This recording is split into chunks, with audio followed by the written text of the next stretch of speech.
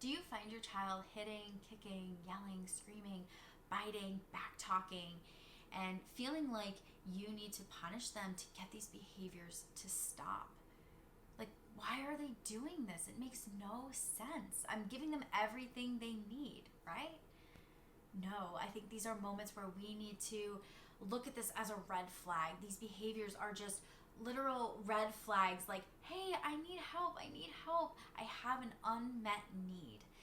This is an opportunity for us to be able to come in with our child and help them to figure out what they're feeling all the way through why they experienced that behavior. Why did they need to lash out and hit? Why did they need to, bite or kick? There is an unmet need here. And so it is our job as parents to help our children to understand this.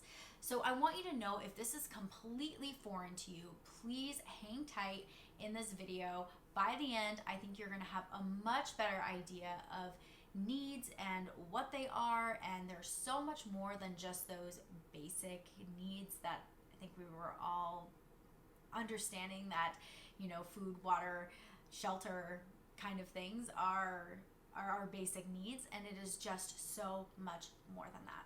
So if you are new here, my name is Alexis. I am a mama to 2 little girls, and I am also a parenting coach. It is my mission to help parents like you to show up in a way that they are proud of. I want to give you the tools so you can help your child through moments with empathy and love and compassion. I want to help you to be able to connect with your child so that way you guys can get to the root of a behavior or even a situation, so that way it doesn't come up again and again. I think that as a parent myself, it can feel scary to not know if what we are doing or how we are reacting is making an impact on our children. And so having these tools in our toolbox gives us the confidence to be able to show up in a way, like I said, that we are so incredibly proud of. So in today's video, we are going to really dive deep into these needs and why our children experience a behavior and what they're actually needing when they're experiencing that behavior. But before I get into all this, I just want to keep in mind that not 100% of the time is this true. I would almost argue 99% of the time, but there are going to be instances, for instance, with hitting. I typically find that hitting happens when a child is trying to protect something. They're trying to protect their favorite toy or even time, maybe their iPad, or leaving the park. They're having so much fun, they don't want to stop it. So they're going to use their hands to protect. Our hands are very primal. This is what our intuition is telling us to do. I mean, that is how children are operating, is off their intuition.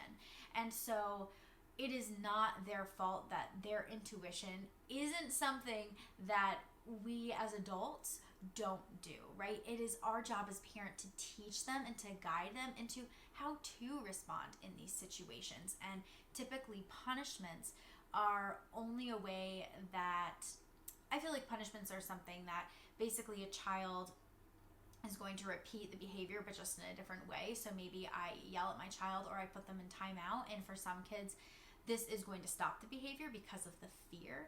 But then what's going to happen is instead of, kicking the next time, they're going to just punch, or, they're going to bite or back talk, or you name it. They're just going to, change it out with something else. And so for me, I really want to get to the root of the behavior so that way it doesn't keep happening, and so they can truly learn from it. My model here is that I want to give you as a parent the tools to know how to show up in these circumstances, but it's really our job as parents to give our kids a toolbox to figure out how to navigate situations on their own as they grow. That's really what we were, put on this earth to do, is to help our children learn how to grow and how to really show up in society. And so I imagine that a child that has a toolbox full of tools to choose from, they are more likely to choose, I don't want to say the right way, but a better way to handle a situation than a child that has an empty toolbox, and they're most likely not going to make a good decision when they don't have the tools to know how to do it. So with that being said, I believe that our behaviors are simply a calling out for an unmet need. And so I know what you're thinking. Like, okay, my child is fed, they're not, thirsty, they've played, they've exercised, we've had connection. Like, what more could they need? And I highly recommend downloading the Nonviolent Communication List of Needs. I'm going to go ahead and link it below. It's a free PDF. And this was super helpful for me to realize that there are like tons of other needs besides just our very basic needs. And imagine, okay, if a child's very basic needs aren't getting met and then all these other needs on top of that aren't getting met, they are going to be in what is called primal panic, and they're going to do whatever they can to get this need met. And so for me, when I'm seeing, maybe my child hit or my child yell or scream, it's more of a red flag. It's like, whoa, what's going on here? And I want to get curious rather than coming in with punishment to temporarily stop the behavior. So if you're thinking to yourself, okay, my child's, basic needs are met, what more could they be needing? I want to give you some examples of things that are in this nonviolent communication list, and which, by the way, I'm going to keep looking back at my notes so I don't get too off topic here. Okay, so we're talking about things like affection, autonomy, consideration, touch, connection, understanding, confirmation, reassurance.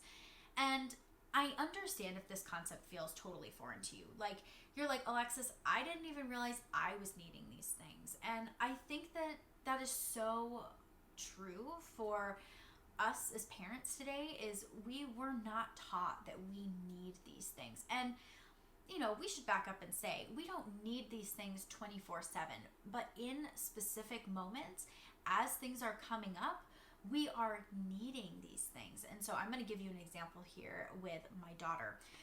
So my 3-year-old, she was having a really hard time going to bed one night, and I had walked into her room and she's like, oh, I'm feeling scared. And I'm like, okay, well, let's get out your safe space posters and, let's figure out what's going on. So first we went through the feelings, and she did confirm she was really feeling scared. And then we went over to her needs list, and I started reading off some of the needs that I think she could be needing, because she is 3. And if you have a younger child, I would say under the age of 7, you are probably going to need to make some empathy guesses on which needs they could potentially be needing in that moment. So I gave her a few options, and I said, maybe you're needing connection, maybe you're needing, there was like 3 of them, and another one I gave was reassurance. And she looked at me and said, I have no idea what reassurance means. And I looked at her and I said, reassurance means me telling you that everything is going, to be okay in this moment. It's reminding you of what's true, giving you hope, giving you, whatever. And maybe I didn't explain it 100% right in the moment, but I wanted to give her the best idea to her little 3-year-old mind of what reassurance was. And she said, I need that. So I said, okay, how could we do that? And so she was like, well, could you bring me in the rocking chair and we could talk about it? So I took her over in her rocking chair and I rocked her and I reassured her that, there was no monsters in this room, and, nothing was ever going to get her. She was safe, and Mom and Dad were in the, next room. And if she needed anything, she could either call out or she could come out of her room and come into our bed and snuggle. And we were always going to be here for her, and that her mommy and daddy would never let anything bad happen to her. And it was so amazing because she said, okay, Mama, I'm going to go to bed now. And she went in bed and she rolled over, and because that need was met, she felt assured that she was safe and she was okay. Now, I would argue in that moment that maybe she was needing safety. I think that was the third one. It was like connection, reassurance, and safety. But I think that maybe there was 2 that she was needing. She was needing reassurance and safety, but I gave her, again, a tool to learn from in the future. And I think that it is so important to start building these blocks for our children to understand what they are really needing. And I want you to know, in this process, you are going to be learning right alongside your child. Like, you don't know how to do this either, and that's okay. I highly recommend printing that list out and just having it available for you to look at throughout your day, because you're going to notice when you respond poorly in a situation, it was most likely because a need wasn't met. If you're starting to feel anger bubble up, or frustration, or even sadness, there's probably a need that you need to have met, and you're struggling to get that met because you don't have words for it. And this is going to give you those words so that way you can more easily communicate to those around you. Nonviolent communication has been huge in my marriage and in just all of my relationships. It's really helped me to get across what I in needing, so that way it's not this like beat around the bush. Like, I know you guys know what I'm talking about, especially if you're married. Like, it can feel like a conversation just goes in circles and in circles and in circles, and I believe it's because we don't have the verbiage to say what's going on for us, so that way we can communicate that with our spouse or our friends or our children or whoever we're having just kind of an issue with. So the next time that your child is displaying a naughty behavior, I want to give you a 4-step process that I go through to ensure that I handle this in a way that's going to help them understand what they're actually needing. So the very first thing that I do is I check in with myself. I evaluate where I'm at on my thermometer. If you go on a scale of 1 to 10, am I at a 1, which is, I'm relaxed, I'm good, or am I at a 10 where I'm flipping my lid? And if I'm somewhere in the middle there, I could potentially be the cause of this unmet need.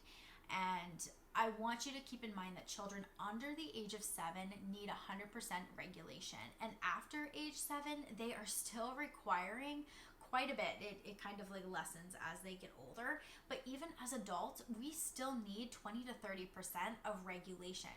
That's why when we're having a really hard day with our kiddos, we call our spouse and we're crying, because we are needing somebody to help regulate us so that way we can be there with our children and show up, in a way that we want to, with that love and that compassion. And we cannot regulate ourselves and find calm sometimes without another human. And this is completely normal. So knowing that our kid is, relying on us potentially 100% regulation, this means that my child's behavior could be the cause of me. Like, if I've had a really rough morning, if my spouse and I had a spat, I could be the reason why they're behaving the way they are, because they're basically where I'm at, my thermometer could basically be transferring to them. I like to think of it like an invisible line that we have attached to each other, kind of like an invisible umbilical cord that we are still attached to. Even though that umbilical cord is no longer there, we still are attached, and they are feeling what I'm feeling. And so it's really important to check in, and if it is us, to make sure that we are able to give our child what they are needing in that moment, because then it's kind of on us. It's not something that our child has created and now is needing. Number 2 is going to be to pause. And this pause does not have to be long. It could be a 1, 2, 3. It could literally just be in your mind, pause, and then go on to the next. But I just want you to stop from reacting. I don't want you to just go into punishment mode or go into fix-it mode. I want you to just take a second to pause and to get curious. So that's going to be step 3. Get curious. Now, this could mean asking your child questions, or this could be going inward. If you're realizing, oh, this is about me. I have had a really rough morning. My child is 5 years old, and they're, definitely just feeding off of what I'm going through, then I'm going to figure out how I need to regulate myself first, whether it's using a calming tool. Maybe it is I have to call my spouse to regulate myself, and then being able to go on and have a conversation with my child and expressing to them that maybe right now they're needing reassurance, or maybe they're needing connection, or maybe they're just needing understanding. They don't understand why mom and dad were yelling this morning, and so they need context, they need understanding.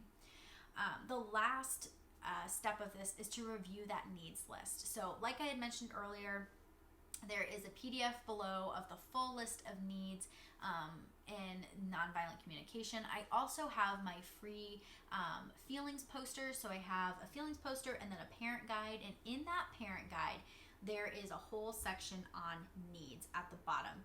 I find that these are the most common needs that my children are needing. And so I think that it's very helpful to have this at your fingertips. You have the feelings right on top and the needs in the bottom, and it can help you to kind of cross-reference and figure out, okay, what is my child feeling right now, and also what are they needing. So I hope this video was helpful. I hope that it gives you an idea of how you can show up for your child when they're, experiencing a behavior that would be considered as naughty, and be able to give them some guidance in figuring out what they are needing, so that way this behavior doesn't continue to happen. So that way you guys can find real closure, and also give them tools in their toolbox, so when a similar situation comes up in the future, they have an idea of how they could handle it. And that doesn't mean they're going to handle it like that every time, or they're going to handle it correctly. It just means that they at least have the tool to choose from, and now it's up to them whether or not they actually choose that tool. So anyway, thank you guys so much for watching. If you have any questions on needs, or you maybe are curious, hey, this situation happened with my child, I have no idea what they're needing, please comment that below. I love to kind of go back and forth with you guys. If it's a bigger story or question, please email me at alexis@blessourlittles.com. I answer so many questions over on the podcast of just kind of everyday parenting things, to give you guys the tools and the knowledge of how to handle these situations and become the parent that you were made to be. So, alrighty guys, I will see you next week.